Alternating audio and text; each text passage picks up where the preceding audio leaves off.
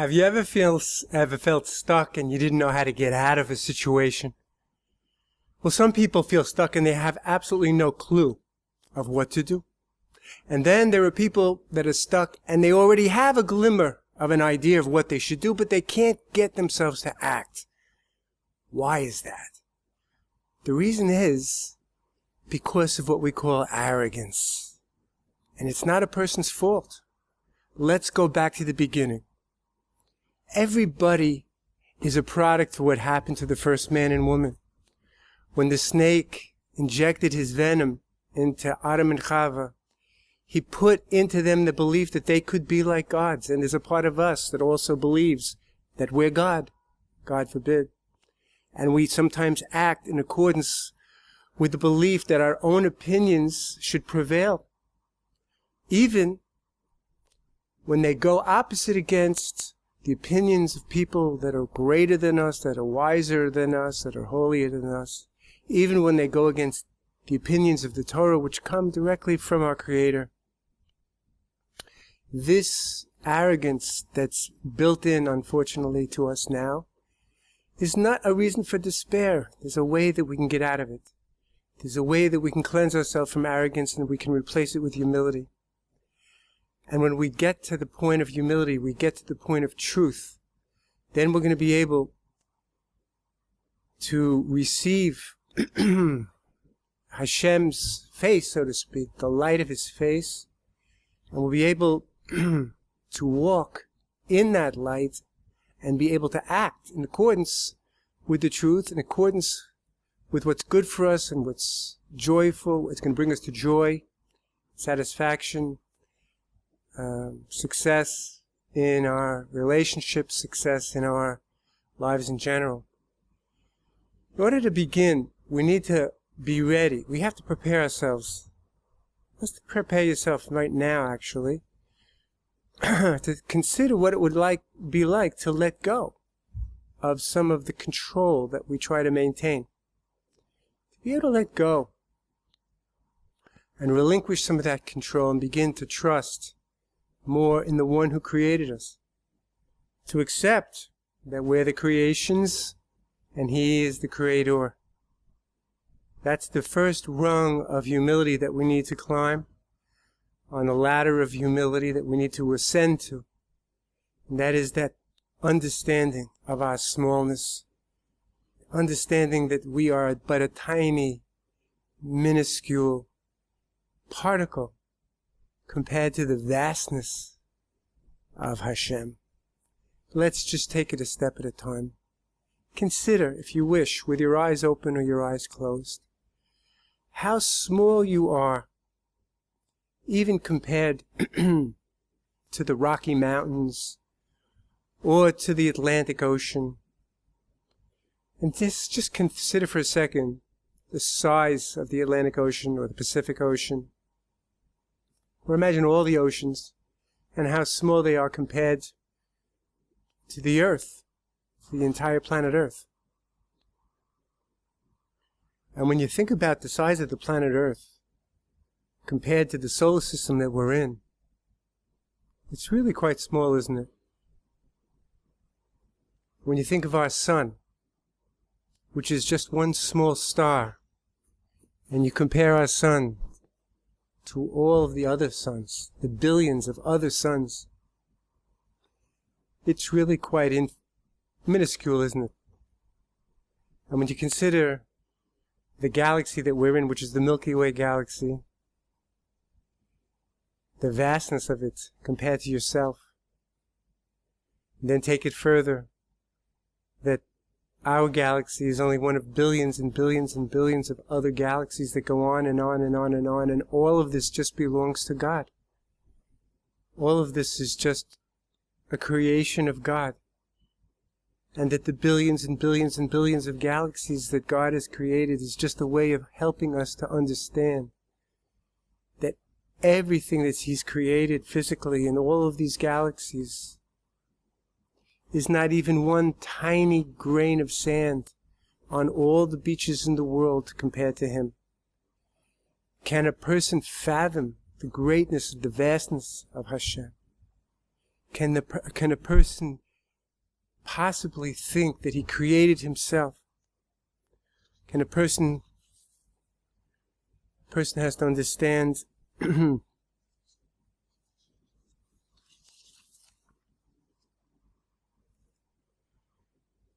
say to himself, I am just a tiny speck in creation. I am certainly not God. We must say this to ourselves every day, to uproot that part of us that thinks that we're God. The arrogance, the part of us that thinks that we're something so special that we can go keneged the rules that the Creator establishes for mankind. We must say to ourselves daily that the Creator runs the world, not me. Again, the Creator runs the world, not me. It's through repetition that we'll get these ideas, that will get the truth deep into us. Because Rebbe Nachman of Breslov promises any person who honestly and uncompromisingly is seeking the truth, that you'll find the truth. Anyone who wants to know, who really wants to know what is the truth, what is the truth that governs life, what is the truth of the world, if he wants to, ultimately he will discover, some sooner, some later, that there is only one truth. He'll come to the conclusion, an honest person will come to the conclusion, there's only God. There's only one truth, one God. There's nothing else. There's only Him. His blessed unity. Nothing else. Only Him. That's all there is. Just God. There's only one truth. There's only one God. Consider this. In order to help us to elevate ourselves in humility. Humility which will help us find the truth. And by finding the truth we can find faith. Because we can't even come to faith, we can't even come to Emunah unless we have humility. Humility is the foundation of Emunah. Humility is the foundation of everything. Humility is the most important personal trait that we need to develop in ourselves. And arrogance, it is the root of all evil. Arrogance is the root of denial of the Creator. Arrogance is the essential root of all emotional and mental illness. Whereas humility is just the opposite. Humility is the cure. We need to be able to understand that if we were able to let go and to receive the wisdom of the wise men, if we were able to do that right now, if the foolish person who's still caught up in his arrogance would be able to let go enough to be able to receive the wisdom of the wise, they would be cured immediately. Cured completely immediately. So let's just consider for a second, as we ascend up to this ladder of humility today, do you have any control over who your parents are? Were you able to determine which parents you were born from? Were you able to determine what type of family you would be born into? Were you able to determine who your siblings would be? Were you able to determine how many siblings you would have? Whether it would be just a few or whether it would be a dozen or more? Were you able to determine what nationality you are? Did you have any control over whether you would be born or not born? Who decided whether you would be bright or whether you would be average? Who decided how many IQ points a person would have? Who decides whether a person would be born healthy or born sickly? Who determines how long a person will live or not live? Can we honestly say that we have any control over any of these things? We must come to the conclusion, therefore, since we can't control even these basic things, what can we really control? What do we really have control of in our lives?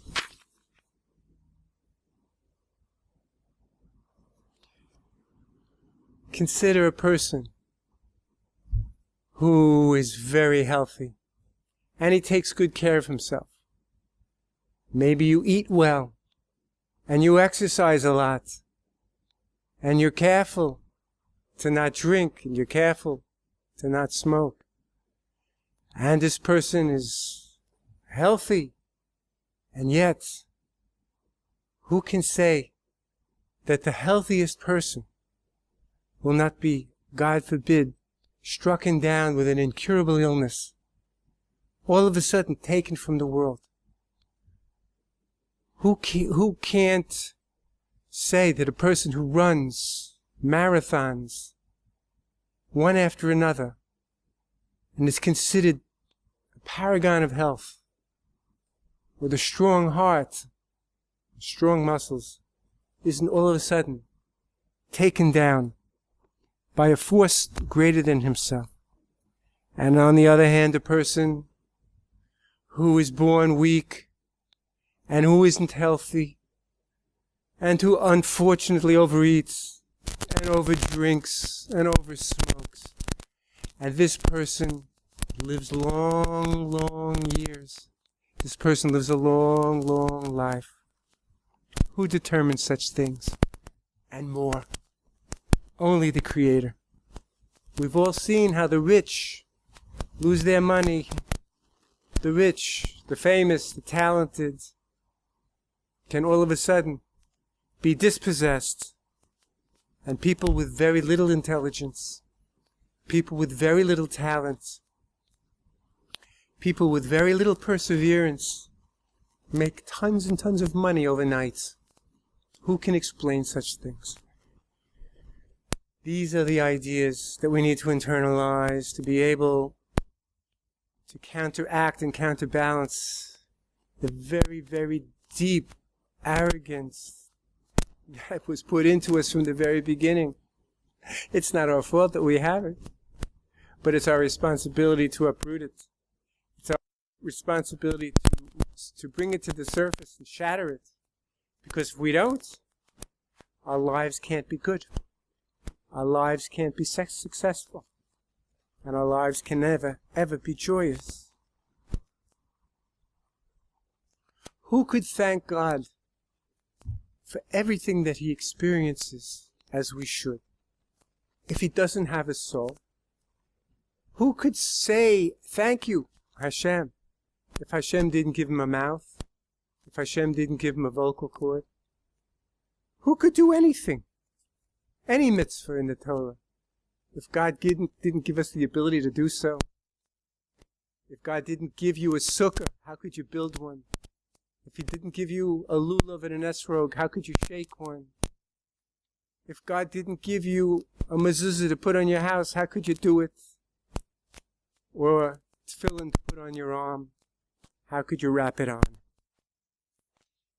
Every single mitzvah that God gives us is an absolute free gift.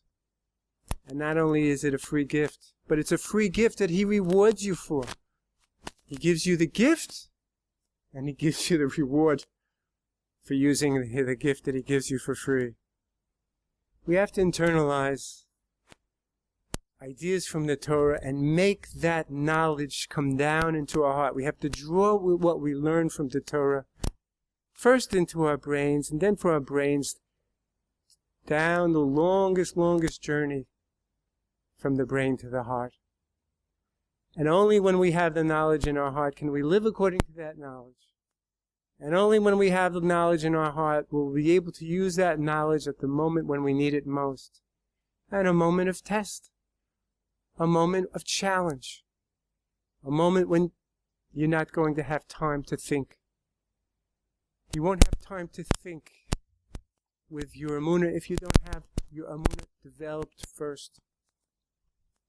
And then, when all of a sudden that challenge is pressing on you, that crisis you're in the midst of, a person will turn to their own intellect, which is filled with arrogance, which is filled with the venom of the snake, and they'll start thinking and go far, far, far from the truth.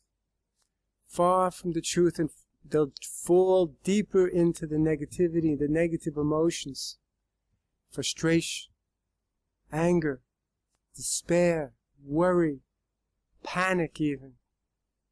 And they'll lose their connection to the truth. They'll lose their connection to the Creator. This also is nothing to despair about. It's also a gift to know that this is given to you because you can uproot yourself, you can transcend it by coming back to the truth, coming back to the idea. Level one Emunah.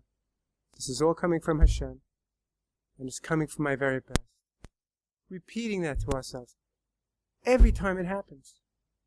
This is too is coming from Hashem, and it's coming from my very best. This too is coming from Hashem, and it's coming from my very best.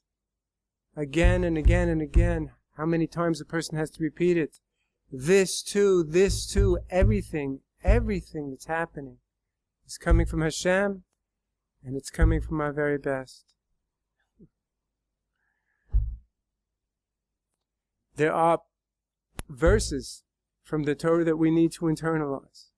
We need to understand them, hear them many, many times, and then get them down into our hearts. And we need to meditate. We need to contemplate these verses very carefully. Read and contemplate the following verses every day.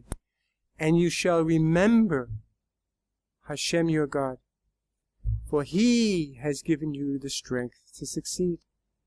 And you shall remember Hashem your God, for He has given you the strength to succeed.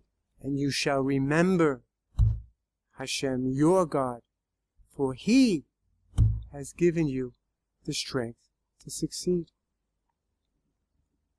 And you shall know this day and take it into your heart. You shall know this day and take it into your heart that Hashem is the God in the heavens and on the earth. There is no other. You shall know this day and take it into your heart that Hashem is the God in heavens and on earth. There is none else. There's none other than Hashem. Now let's go. Let's go up another rung of humility. The first rung of humility that we've been speaking about is the easiest rung of humility, because when you think about it, it's pretty easy to see how small we are compared to Hashem.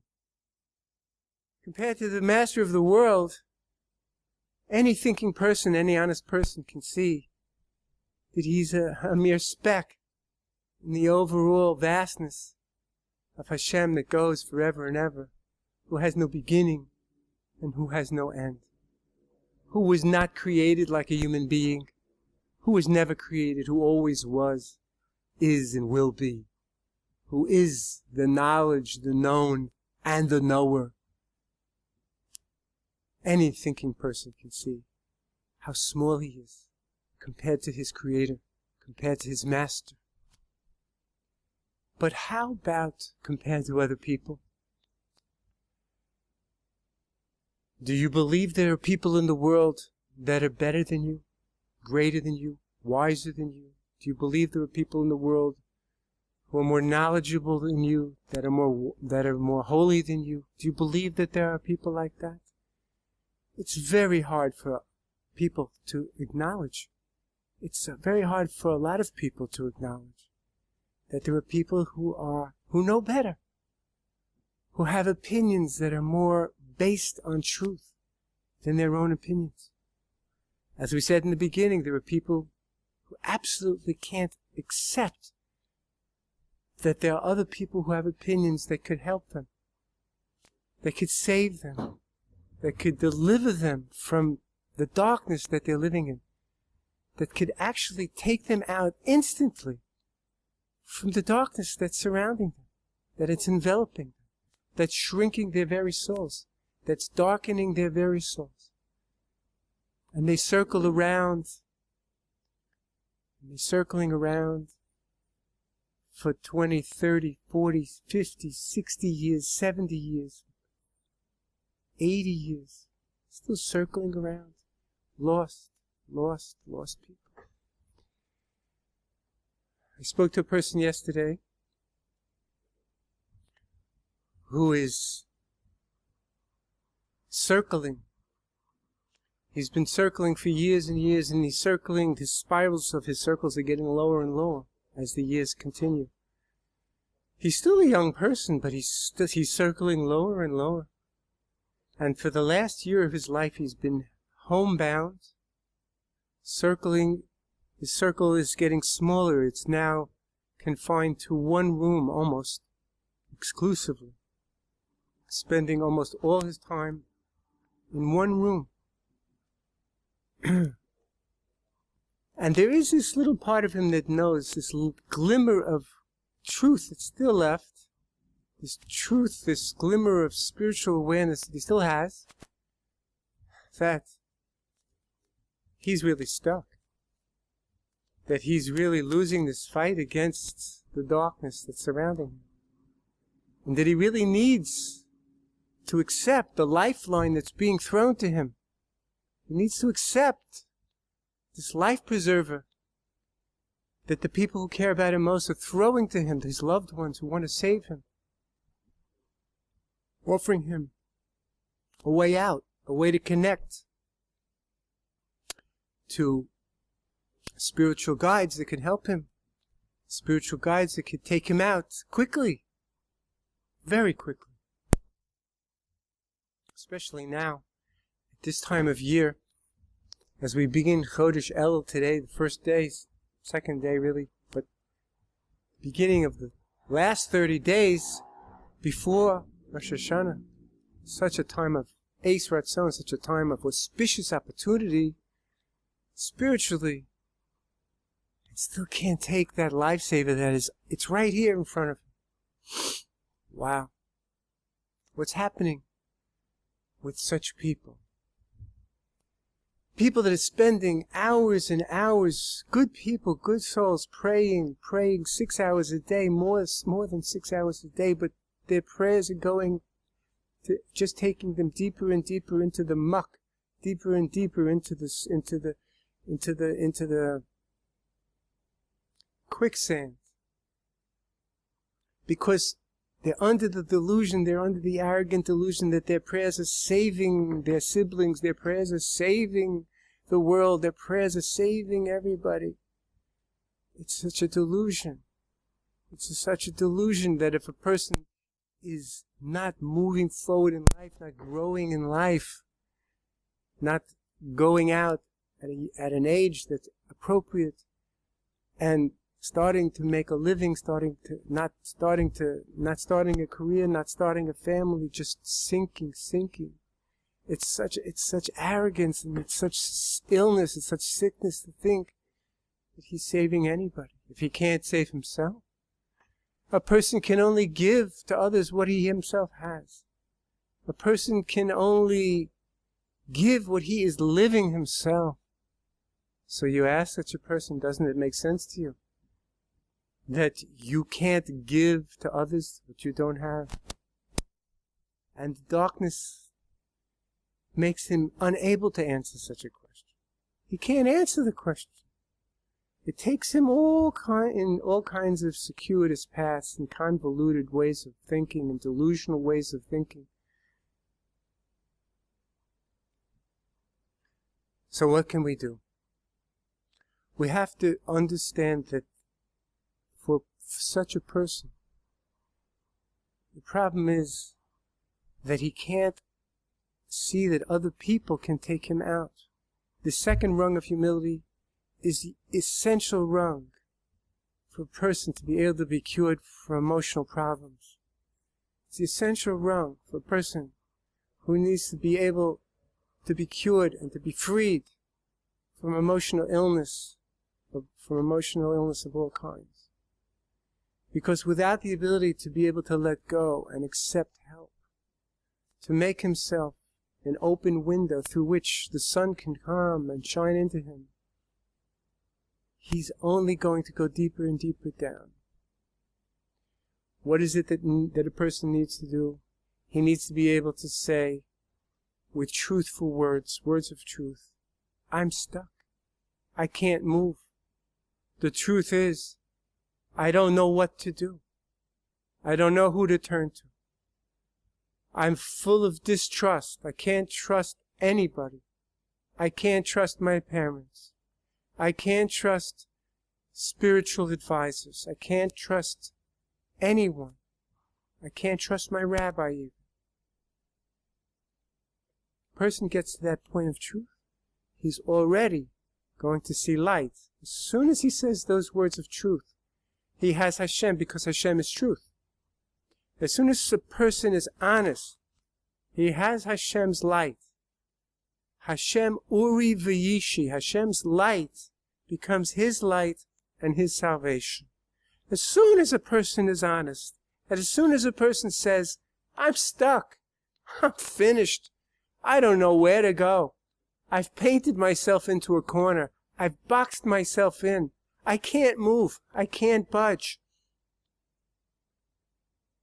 I've got an excuse for everything that would help me. I have some kind of sick justification and rationalization for any sensible solution that anyone proposes to me. I'm stuck. I'm finished. He's reached the truth. He's reached the point of realizing that he's nothing. He's nothing. And he's no one. And he has nothing. He has nothing that's going to help him. All his wisdom is not wisdom at all. All of his praying is not praying that's proper. It's not praying that will help. It's not praying that will open doors for him.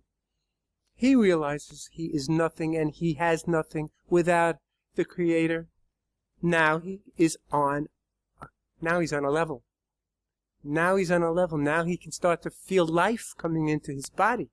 He can start to feel hope coming into him. He can start to feel encouraged by the fact that he has now hit the bottom, the very bottom. There's nowhere else to go. The person that says, hey, why should I even live anymore? Now he realizes, hey, look, I've reached the point where I don't know what's going on. I can't help myself. I've got to be able to turn to God in truth and surrender and say, that's it. I'm finished. I'm boxed in. I don't know what to do.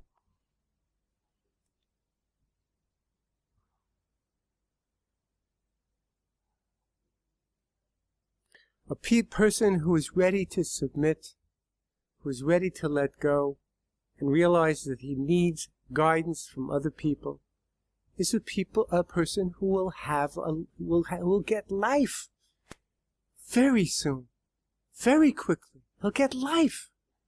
He'll have purpose. He'll achieve. He'll win. He'll be victorious. He'll be given the gifts. He'll be given the rewards. You don't have to wait long. It can happen in a split second. Hashem, the Creator, sees a person's ready and he moves his little finger in heaven and it's over. The test is over. The person can laugh at the face of the challenge he has because now he gets up and he just walks out of that room. He gets up. He's got strength. He believes in himself.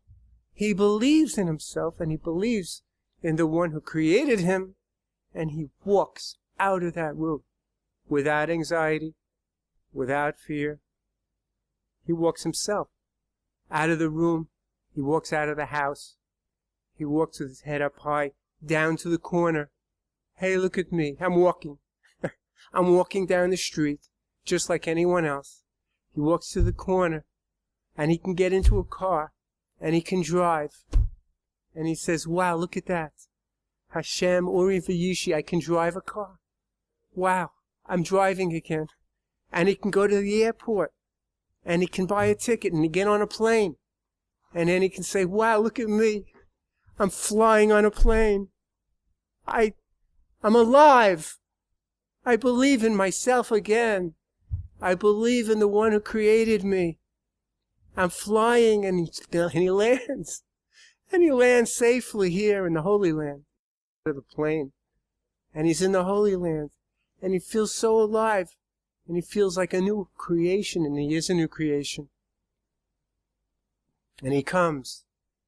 And he visits us. He comes to this holy place, the Yeshiva Chut Shel Chesed, Breslov, Israel. And he comes and he visits with a big smile. And he's a Bria Chadasha, he's a new person. Humility is vital to health. Humility is the basis of health. Humility is the vitality of that we get from believing that there is something greater than us. Believing that Hashem has emissaries. Believing that Hashem sends shlichim, he sends agents to heal. Believing in a doctor who has emunah. Believing that a person can be healed through the teachings of the Torah.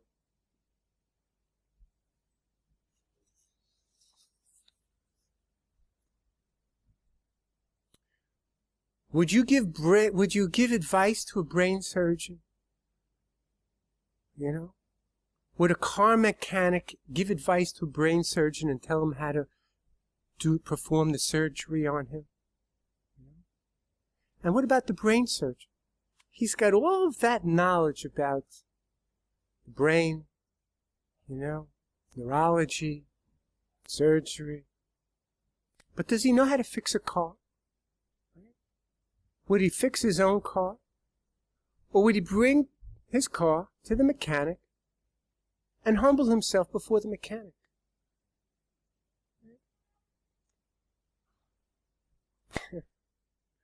If you have a problem and you don't know how to solve your problem, doesn't mean that you don't have self-esteem. It doesn't mean that you don't have competence. It doesn't mean that you don't have abilities. It doesn't mean that you aren't something special. Because the very person who you need to help you solve a problem might need you to solve another kind of problem. Because God gives everybody special, incredible abilities in some area. In some area, everybody has a certain special, unique ability that makes them, in some ways, superior. Quite superior. But we need humility to know what we can do, what we're good at, when we're stuck, when we need to turn to a coach, when we need to turn to somebody that can help us. And I'm going to give you a phone number where you can call if you need help. And you can call right now, toll free. It will ring in our office across the street. The number is 1-718-577-2975. 1-718-577-2975. That's the number. Press 1, extension 1 for English, and you can speak right now to Aaron. Rabbi Aaron Dubinsky, who is the sweetest, most friendly person, the easiest person in the world to talk to. One of the happiest people I know.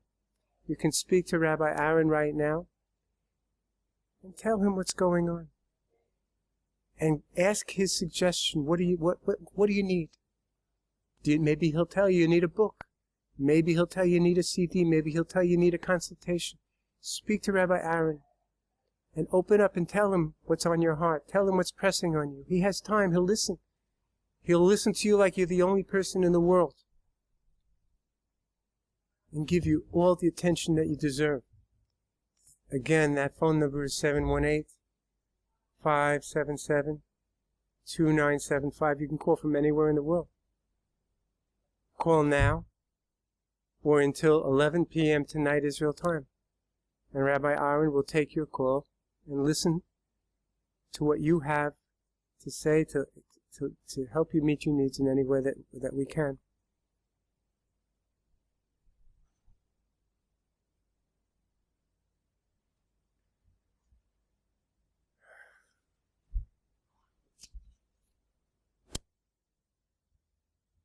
If the brightest men and women throughout all of Jewish history, brightest, holiest men and women, people who were willing to give their lives and did give their lives for the truth. Is it not incumbent upon us to at least search for that truth? At least search for it. If we don't have the truth firm and secure in our hearts, isn't it incumbent upon us at least to follow the advice of the great sage Rabbi Nachman of Breslov, who makes you a promise, and great wise men don't make promises lightly. 200 years ago he said, if you will search honestly for the truth, you'll find it. You'll find God, and you'll find light, and you'll find the exits through which you can exit from the darkness.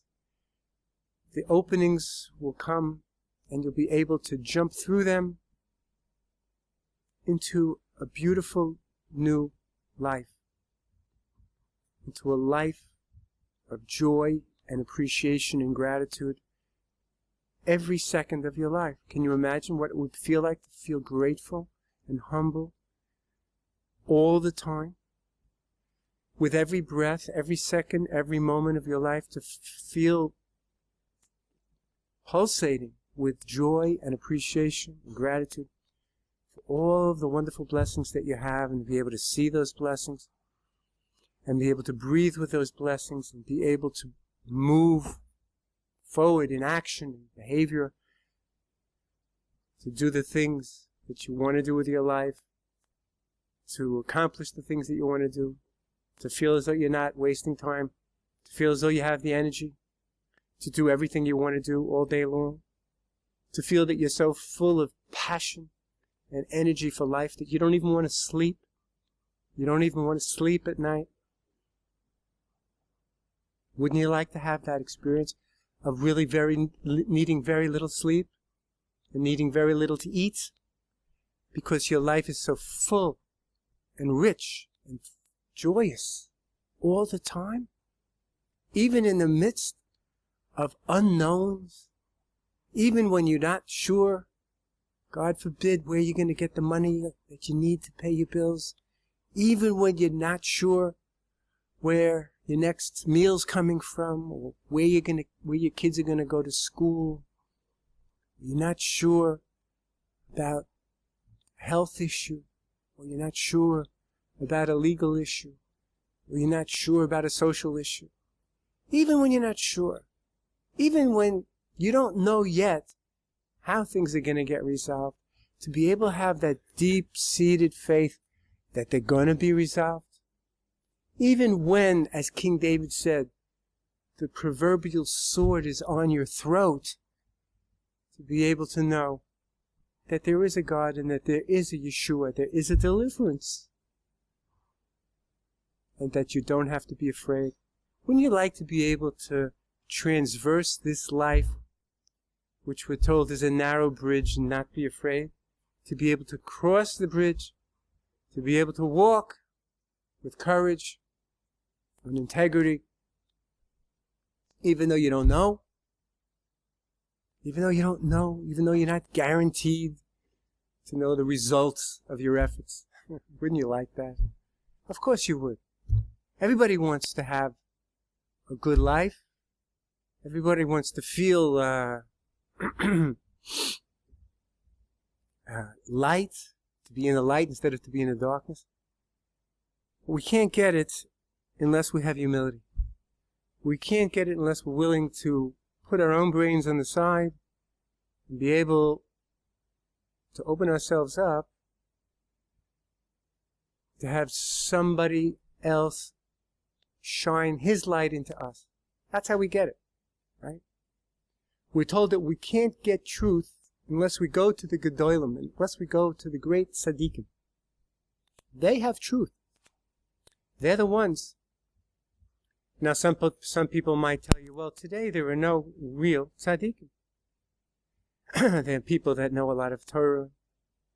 But there's no one so holy like the great prophets of old, who today is on the level of Samuel the prophet. But our rabbis say don't fall into the trap. The ones that lived earlier, they said, you know what? All generations are going to have great people.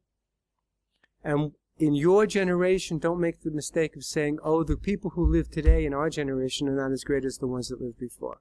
Don't make that mistake. We're supposed to look to the great people, to the best human beings that are alive today, and look at them the way the old generations used to look at their prophets and their holy spiritual leaders.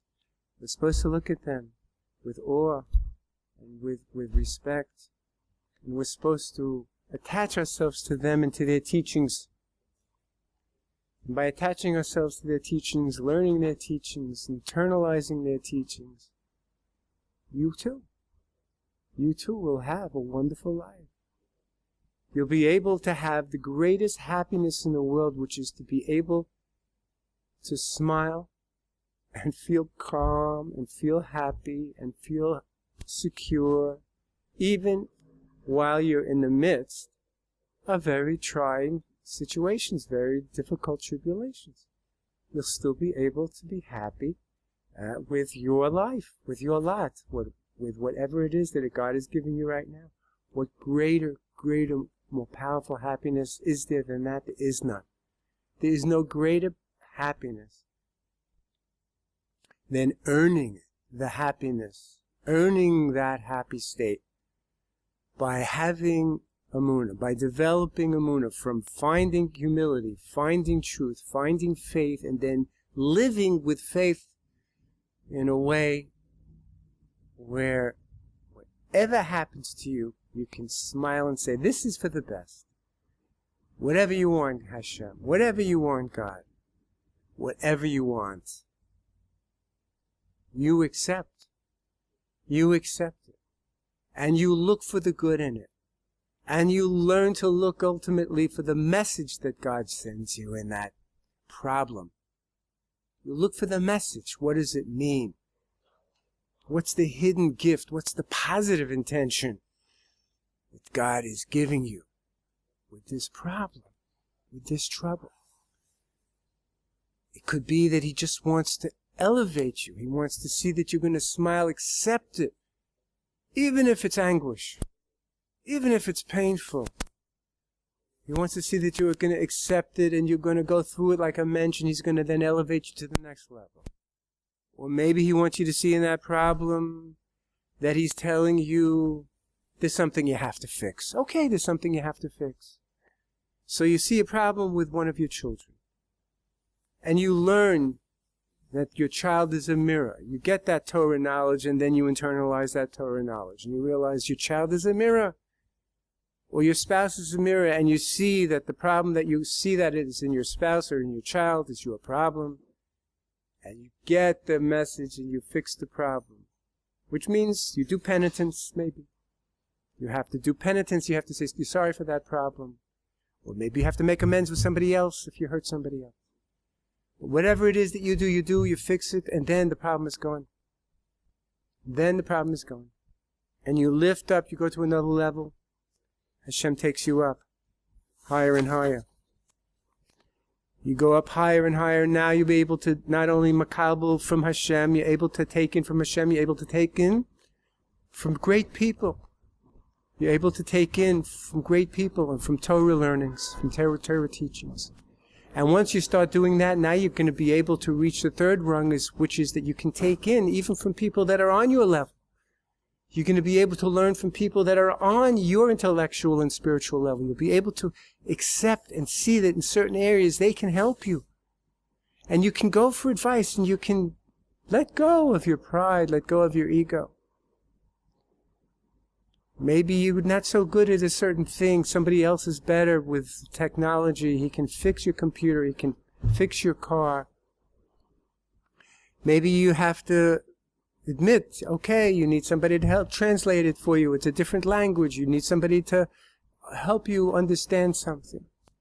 You can go and you can get the help you need, even from people on your level.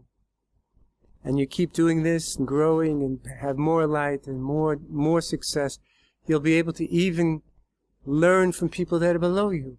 There's a fourth level. to be able to learn from everyone, is why the Mishnah in Avos, the very first Mishnah in Avos, tells us that we have to be able to find a spiritual guide. You have to get a Rav. You have to find a spiritual guide. This is the first, very, very, very first teaching in Perek Avos, in the Mishnah, Pirkei Avos. You need a guide. You need a rabbi. You need someone to help you. There are rabbis to help you to know if your pots and pans are kosher. There are rabbis to tell you how you can become a Jew. There are rabbis to tell you how you can grow in faith, how you can strengthen emunah. Let me give you the phone number to call again. It's area code 718-577-2975. 718-577-2975.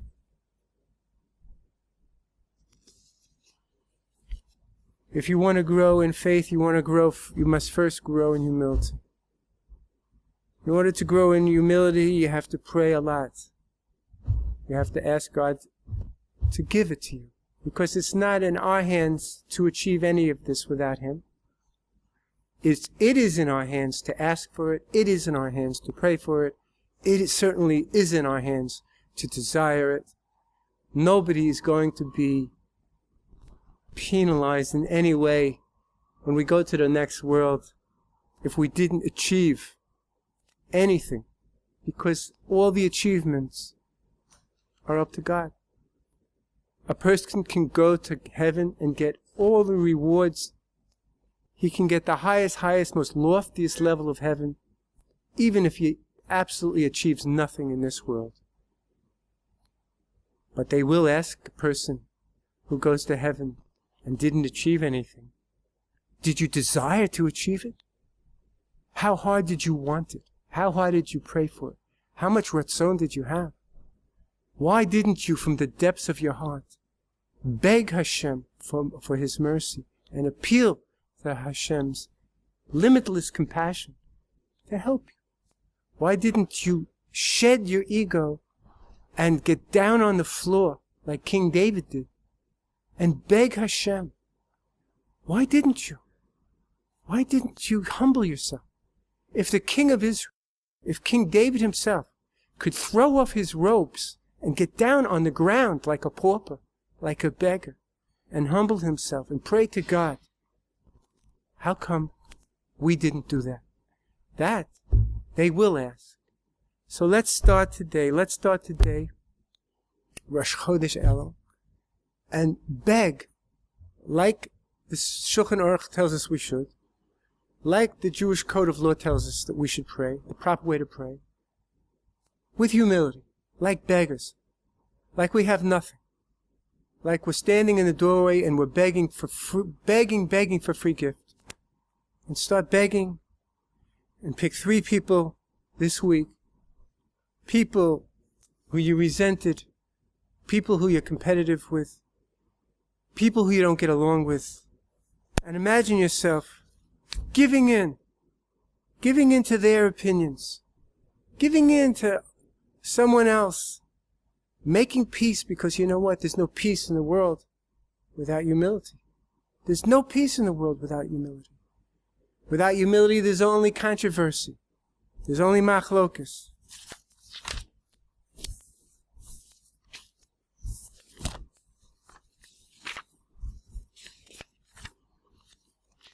Without humility, none of us will be able to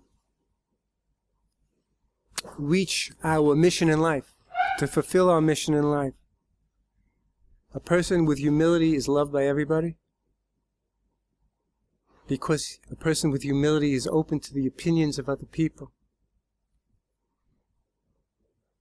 Again, with humility, you will create a spiritual abundance. You'll create a vessel for spiritual abundance. You'll engender the respect of other people. There'll be harmony between you and other people. People with humility, Rabbi Nachman tells us, are part of the Tikkun Olam, part of fixing of the whole world.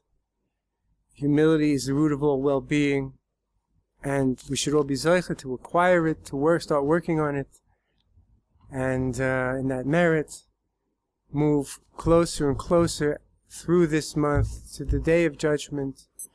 Have a good judgment, have a good year, sweet new year, and see the coming this year of the Messiah and the building of the Holy Temple this year. Amen.